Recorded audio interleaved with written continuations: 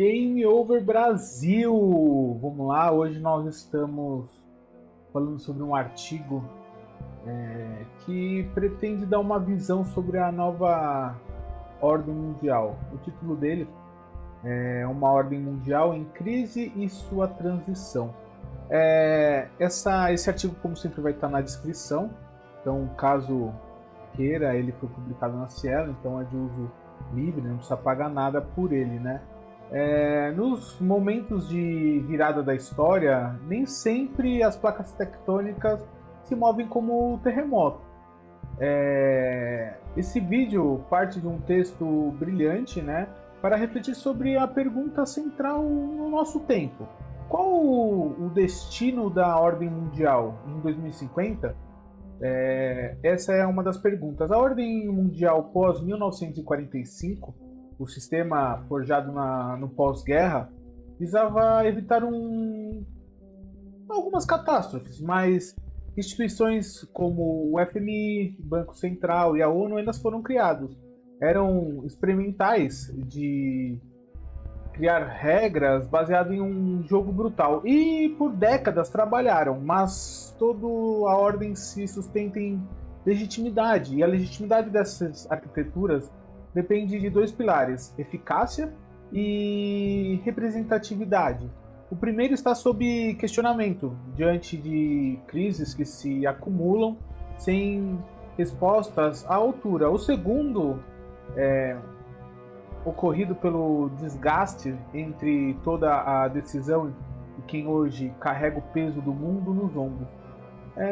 Se olharmos apenas para o mapa de poder econômico, o mundo molda normas globais. A China tem influência, mas carece de aliados ideológicos. A Índia tem população e PIB em ascensão, mas enormes desafios internos. Uma contradição que mais cedo ou mais tarde exigirá uma resolução.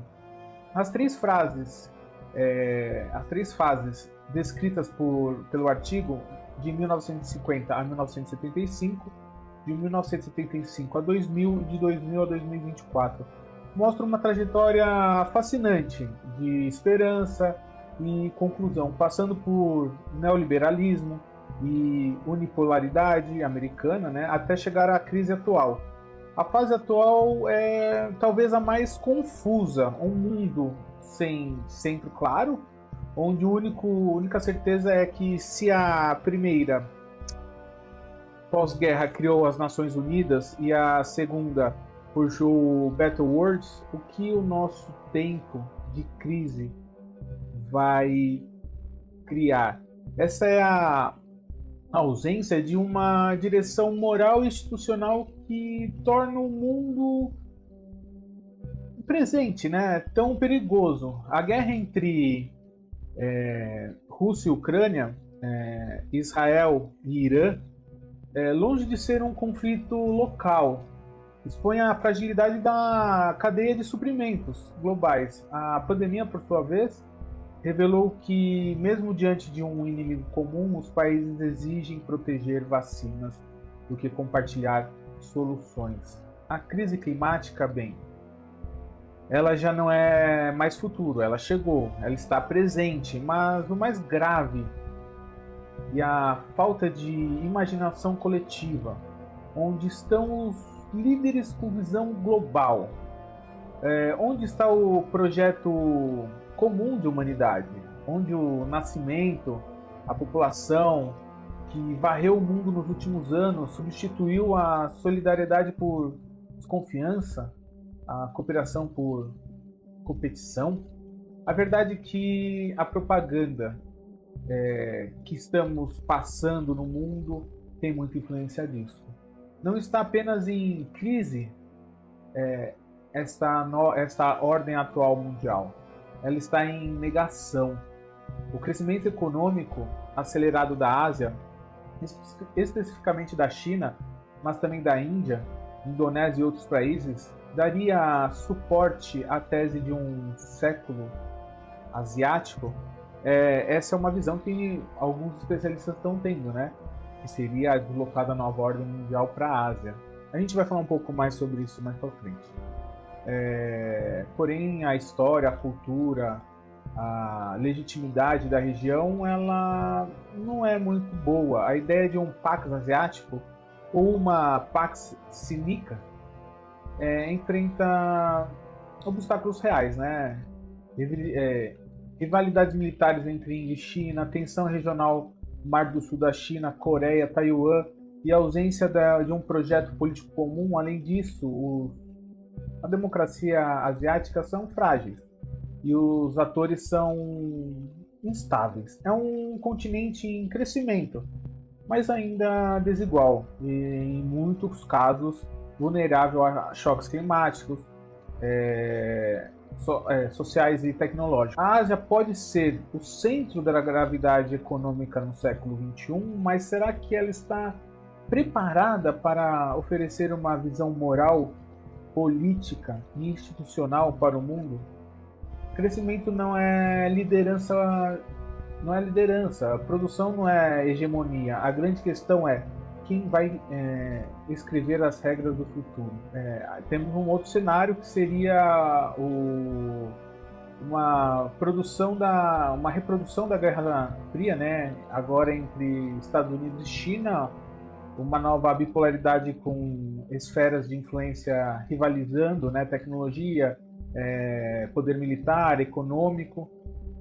Essa ideia é tentadora por sua simplicidade, mas pelas duas visões de mundo, duas superpotências, mas o mundo de hoje não é o mesmo de 1947. Na Guerra Fria, os Estados Unidos e a Rússia, ou a antiga União Soviética, quase não tinham relações econômicas, né?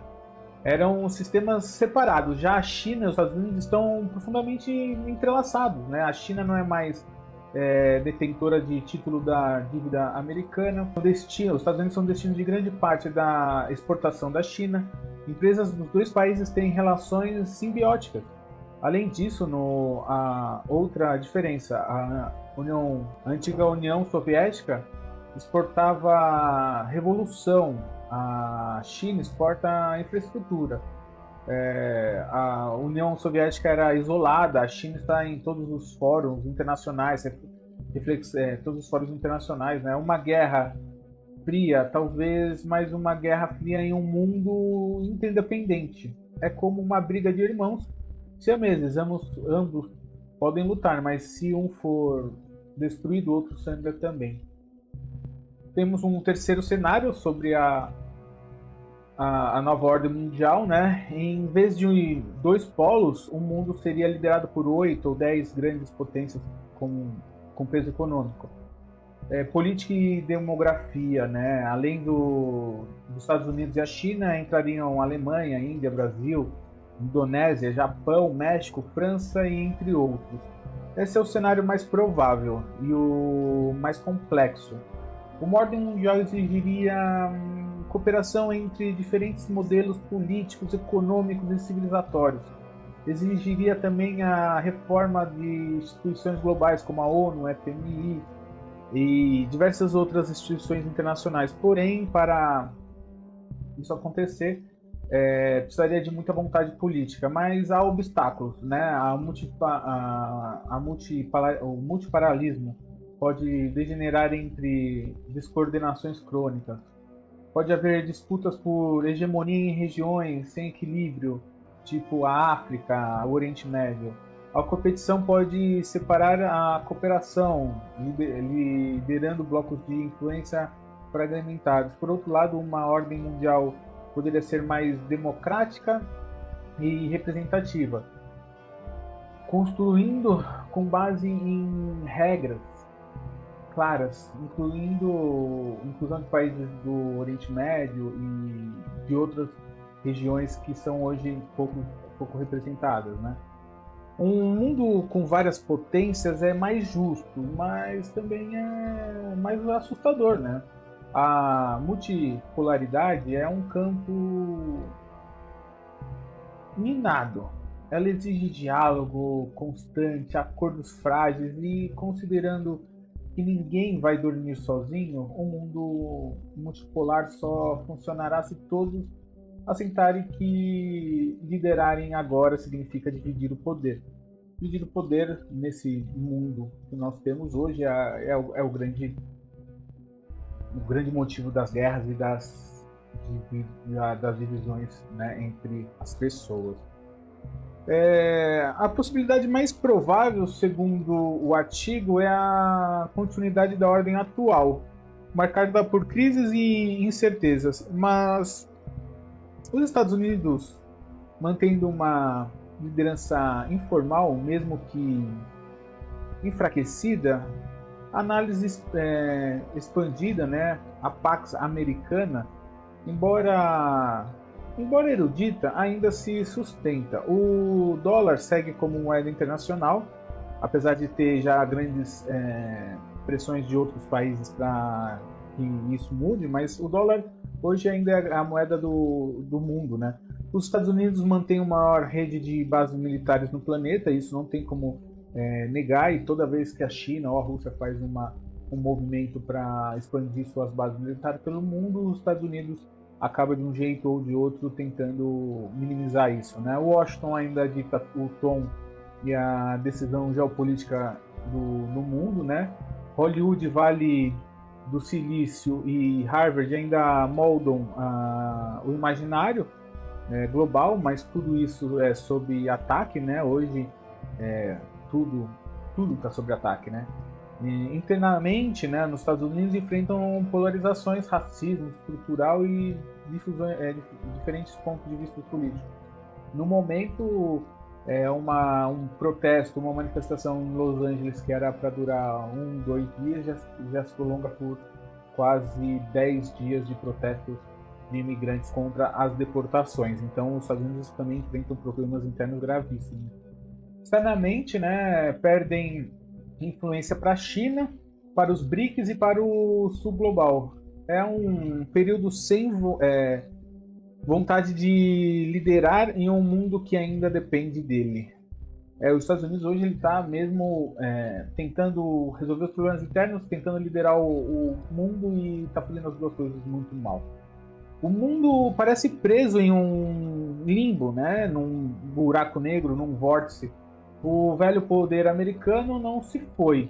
O novo poder asiático ainda não chegou.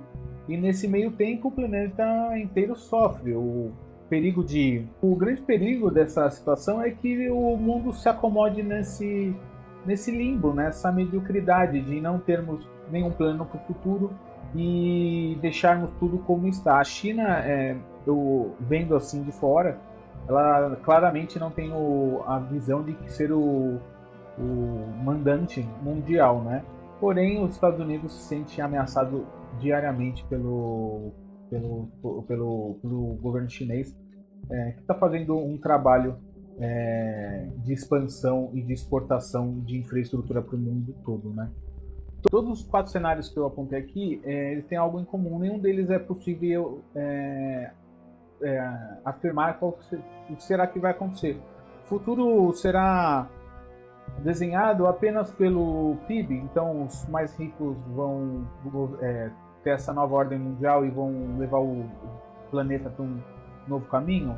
Pelas armas, o exército mais forte vai ganhar, e aí esse exército, como aconteceu na Segunda Guerra Mundial, vai caminhar o país para um novo caminho, ou pelos tratados, ou a ONU e todos esses órgãos internacionais vão ser refeitos e eles vão levar o nosso mundo para um novo caminho. Será moldado por ideias, por escolhas e pela capacidade humana de aprender com os erros do passado, né? O desafio do século XXI não é apenas encontrar quem lidera, mas reinventar o que significa a liderança de um mundo globalizado, desigual e interdependente. E talvez, pela primeira vez na história, essa liderança precisa ser coletiva. A comparação com o período entre a guerra de 1919 a 39, que é a Primeira Guerra Mundial, é inevitável, né? Pandemia, desigualdade extrema, hiperinflação, populismo, fascismo e destruição institucional. Tudo isso já vimos e pagamos o preço com uma guerra mundial. A lição: quando a desigualdade se torna insuportável e a política se torna espetáculo, a democracia adoece. E é o que a gente está vendo agora, né? A política se tornando espetáculo novamente. Trump, Bolsonaro, eles não são políticos, são showmans, né? Tentando transformar a política num espetáculo. E não é por esse caminho, né? A política é outra coisa, não é um espetáculo. Quando as instituições se tornam difíceis de proteger, né? Então, os governos se tornam difíceis de proteger, é difícil ter a Suprema Corte de todos os países que tem esse populismo extremo sempre em ataque, né? Então, as instituições estão sendo atacadas o tempo todo, né? Quando as instituições se tornam, às vezes, até mesmo mais do que o próprio Estado, né? Tendo mais destaque do que o próprio Estado. A pergunta que devemos fazer não é se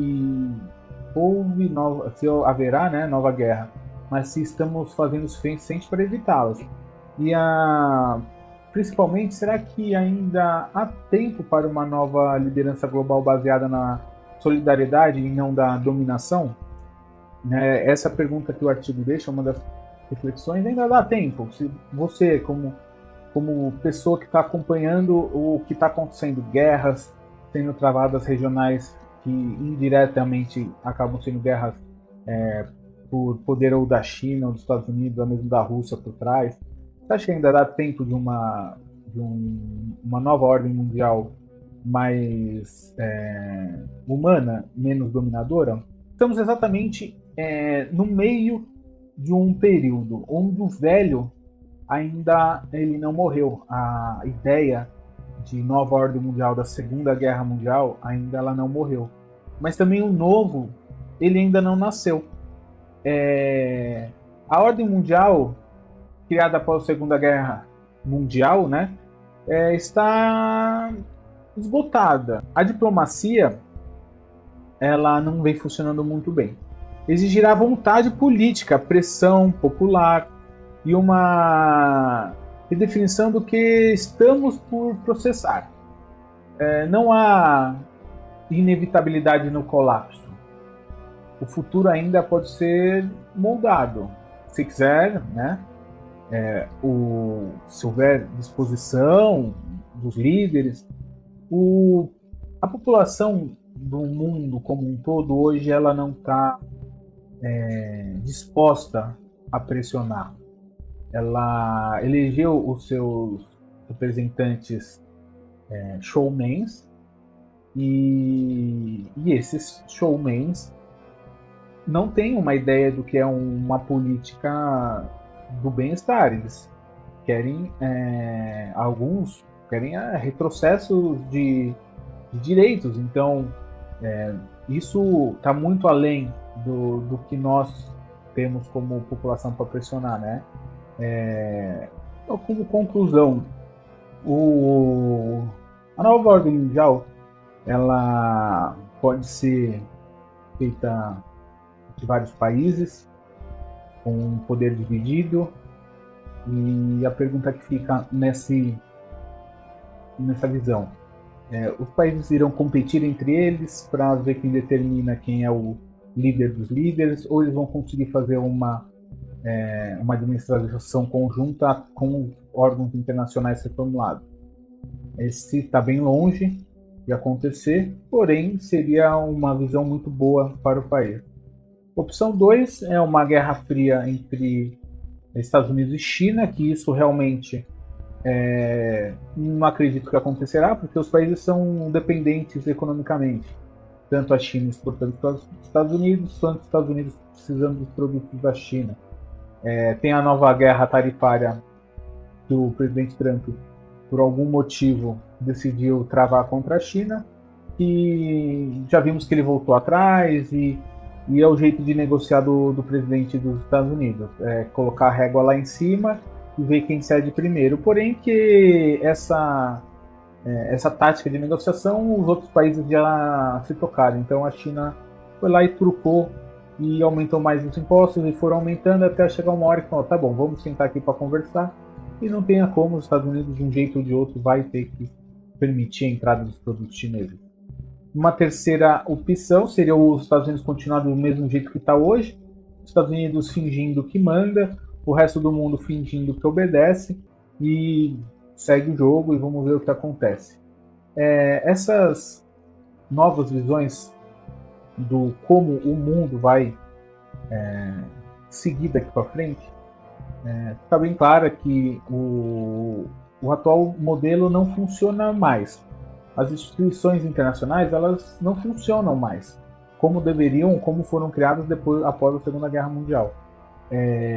O porém as democracias, não só no nosso país, como em diversos países da Europa, dos Estados Unidos, elas estão em crise. Elas não são feitas mais por políticos que têm visão de longo prazo. Eles são feitos por políticos de TikTok, políticos de rede social, que a visão é de curtíssimo prazo, de se não tiver um Reels político bombando toda semana, essa não serve. Então, toda semana tem que ter uma bomba nova, tem que ter um super projeto novo e feito por artistas de rede social. Então, não tem você, né? Você, a gente aqui, eu sempre trago artigos científicos para aumentar a capacidade de pensamento crítico das pessoas e tentar mostrar que não é assim que funciona. Não é esse o caminho correto de uma sociedade que queira melhorar. Não é através de políticos ou o extremismo. Ele é muito fácil porque explica coisas complexas simplificadas. Então, temos um problema com violência. O extremismo mata todos os bandidos. Você entendeu que a violência é um sistema, um efeito ou um prejuízo para o Estado complexo. Não tem a ver com educação, tem a ver com moradia, tem a ver com oportunidade, tem a ver com um monte de coisa que é difícil explicar. Agora o extremismo vem e fala, mata todos. Então, transforma um problema complexo numa coisa simples. E é por isso que temos tantos extremos dando certo hoje no Brasil, na Europa, nos Estados Unidos. Só para terminar, caso você gostou desse vídeo, deixa o like. O link do artigo está na descrição e muito obrigado.